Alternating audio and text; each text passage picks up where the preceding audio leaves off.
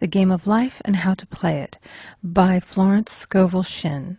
Chapter 4, The Law of Nonresistance. Resist not evil. Be not overcome of evil, but overcome evil with good. Nothing on earth can resist an absolutely non-resistant person. The Chinese say that water is the most powerful element because it is perfectly non-resistant. It can wear away a rock and sleep away all before it. Jesus Christ said, "Resist not evil," for he knew in reality there is no evil, therefore nothing to resist. Evil has come of man's vain imagination, or a belief in two powers, good and evil. There is an old legend that Adam and Eve ate of Maya, the tree of illusion, and saw two powers instead of one power, God. Therefore, evil is a false law man has made for himself through psychoma, or soul sleep. Soul sleep means that man's soul has been hypnotized by the race belief of sin, sickness, and death, etc., which is carnal or mortal thought, and his affairs have outpictured his illusions. We have read in a preceding chapter that man's soul is his subconscious mind, and whatever he feels deeply, good or bad, is outpictured by that faithful servant.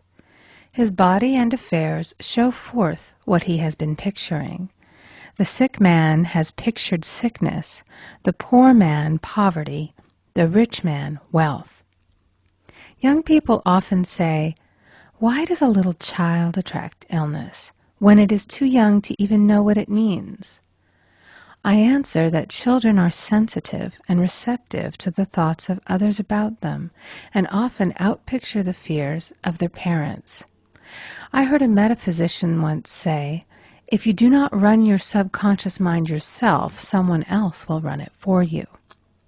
Mothers often, unconsciously, attract illness and disaster to their children by continually holding them in thoughts of fear and watching for symptoms. For example, a friend asked a woman if her little girl had had the measles. She replied promptly, "Not yet."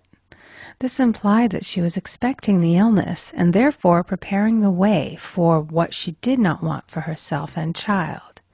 However, the man who is centered and established in his right thinking, the man who sends out only goodwill to his fellow man, and who is without fear, cannot be touched or influenced by the negative thoughts of others. In fact, he could then receive only good thoughts, as he himself sends forth only good thoughts. Resistance is hell, for it places man in a state of torment. A metaphysician once gave me a wonderful recipe for taking every trick in the game of life. It is the acme of non-resistance.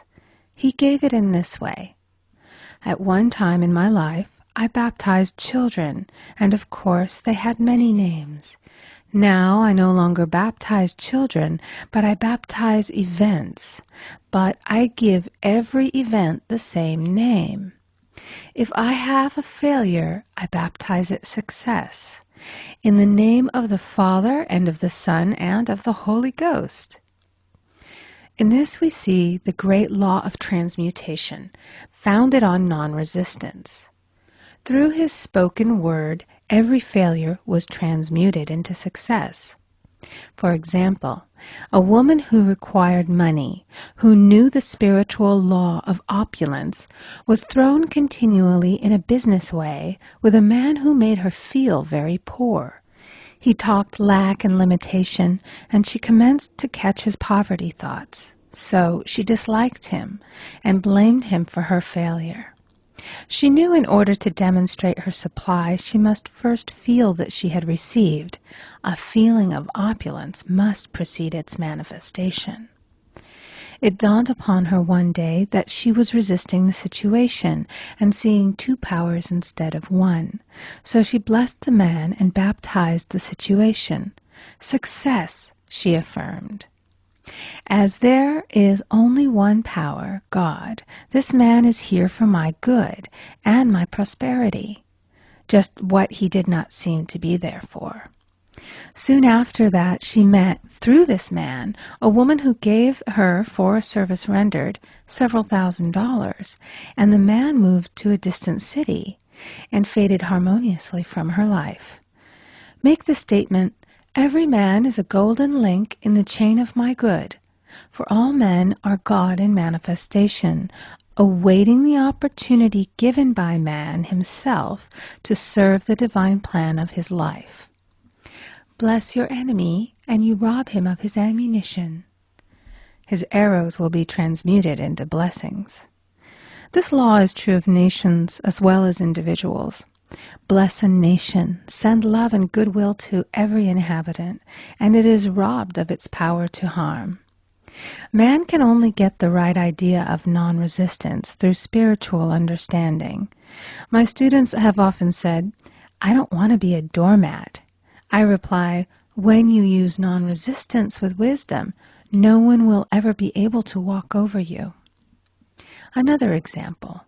One day I was impatiently awaiting an important telephone call. I resisted every call that came in and made no outgoing calls myself, reasoning that it might interfere with the one I was awaiting.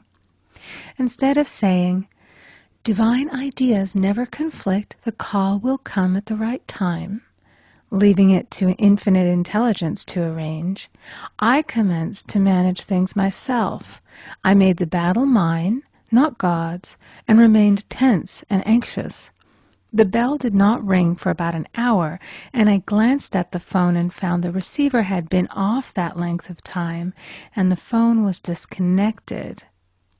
My anxiety, fear, and belief in interference had brought on a total eclipse of the telephone. Realizing what I had done, I commenced blessing the situation at once. I baptized it success and affirmed, "I cannot lose any call that belongs to me by divine right. I am under grace and not under law." A friend rushed out to the nearest telephone to notify the company to reconnect. She entered a crowded grocery, but the proprietor left his customers and attended to the call himself. My phone was connected at once, and 2 minutes later I received a very important call, and about an hour afterward, the one I had been awaiting. One's ships come in over a calm sea. So long as man resists a situation, he will have it with him. If he runs away from it, it will run after him. For example, I repeated this to a woman one day, and she replied, "How true that is. I was unhappy at home. I disliked my mother, who was critical and domineering, so I ran away and was married. But I married my mother, for my husband was exactly like my mother, and I had the same situation to face again." Agree with thine adversary quickly. That means agree that the adverse situation is good. Be undisturbed by it, and it falls away of its own weight. "None of these things move me" is a wonderful affirmation. The inharmonious situation comes from some inharmony within man himself. When there is in him no emotional response to an inharmonious situation, it fades away forever from his pathway. So we see man's work is ever with himself. People have said to me, "Give treatments to change my husband or my brother." I reply, "No, I will give treatments to change you. When you change, your husband and your brother will change." One of my students was in the habit of lying.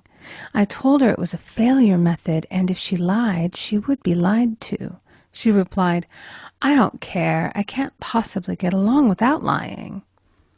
One day she was speaking on the phone to a man with whom she was very much in love. She turned to me and said, "I don't trust him. I know he's lying to me." I replied, "Well, you lie yourself, so someone has to lie to you, and you will be sure it will be just the person you want the truth of." Sometime after that I saw her, and she said, "I'm cured of lying." I questioned, "What cured you?" She replied, "I've been living with a woman who lied worse than I did." One is often cured of his faults by seeing them in others.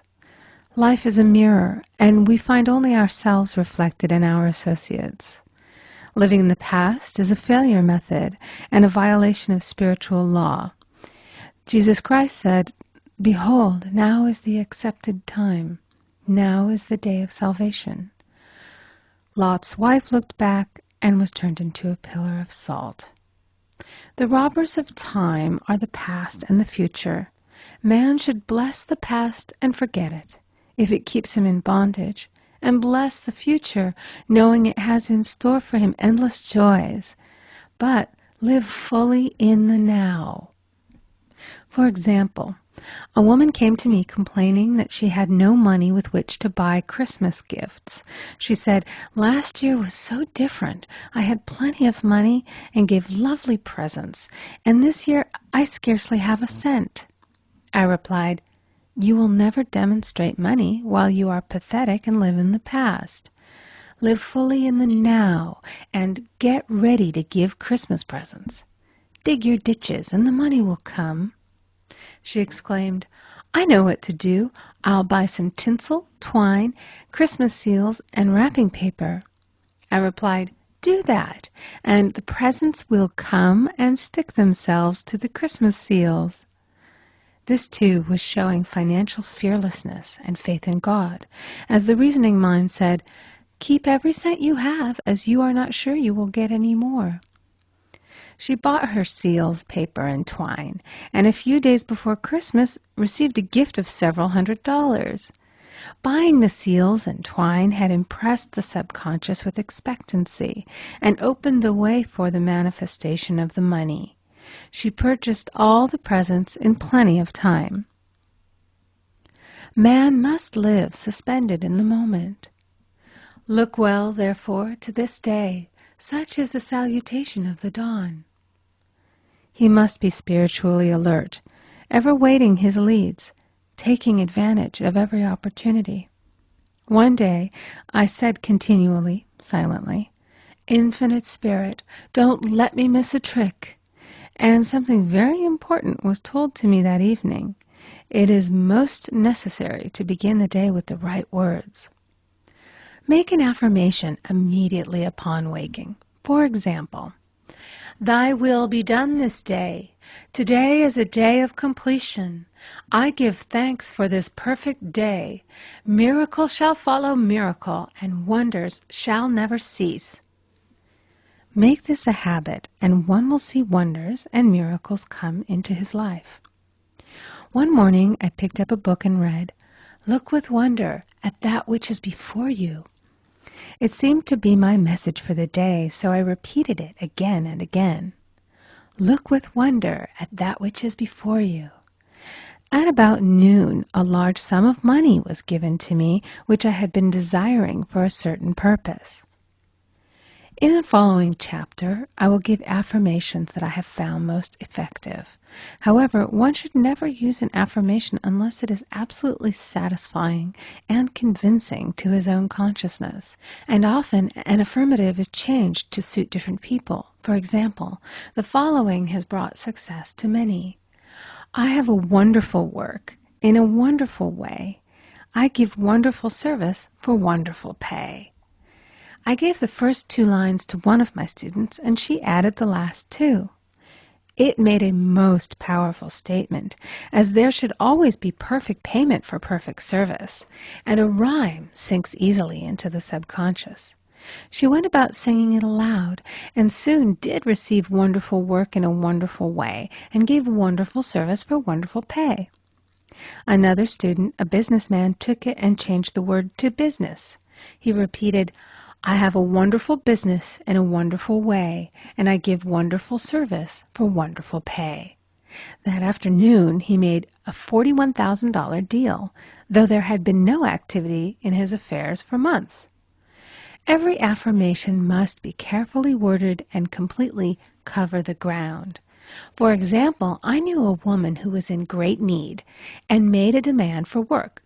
She received a great deal of work, but was never paid anything. She now knows to add wonderful service for wonderful pay. It is man's divine right to have plenty, more than enough.